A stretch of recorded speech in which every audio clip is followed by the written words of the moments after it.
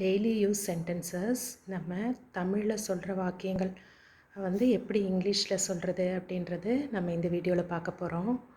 இப்போ பசங்களாம் ஸ்கூல் விட்டு வந்தவுடனே நம்ம அவங்கக்கிட்ட என்ன இங்கிலீஷ் சென்டென்ஸ் யூஸ் பண்ணி நம்ம பேசலாம் அப்படின்றது இந்த வீடியோவில் நம்ம பார்க்க போகிறோம். இப்போ நம்ம டெய்லி யூஸ் சென்டென்சஸ் தான் நம்ம பார்க்க போகிறோம். இப்போ ஸ்டூடெண்ட்ஸு வீட்டில் தான் ஸ்கூல்லேருந்து வந்தவுடனே கதவை திற அப்படின்றதுக்கு ஓப்பன் த டோர். ஓகே, கதவை அப்படின்னா டோர், குறிப்பிட்ட கதவை சொல்கிறதுனால த டோர். ஓப்பன் அப்படின்னா திறப்பது.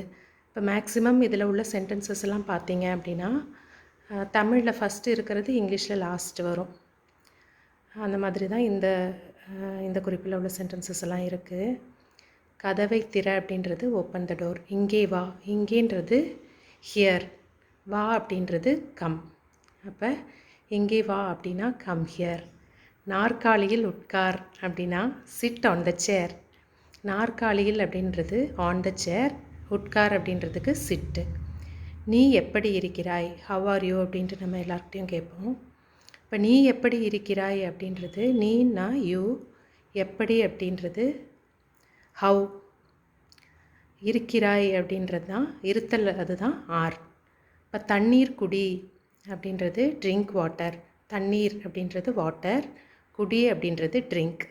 நீ மதிய உணவு சாப்பிட்டாயா? இப்போ டிட் யூ ஹேவ் லஞ்ச். இப்போது நீ அப்படின்றது யூ ஏற்கனவே பார்த்தோம், மதிய உணவு அப்படின்றது லஞ்ச், சாப்பிட்டாயா அப்படின்றது டிட் அண்ட் ஹேவ். டிட்னா செஞ்சியா அப்படின்ற கொஸ்டின் கேட்குறது.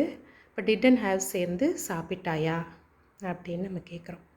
இப்போ சிற்றுண்டி சாப்பிடு அப்படின்னு சொல்லுவோம் இல்லையா? இப்போ ஹேவ் அ ஸ்நாக், ஸ்நாக் சாப்பிடு அப்படின்னு சொல்லுவோம்.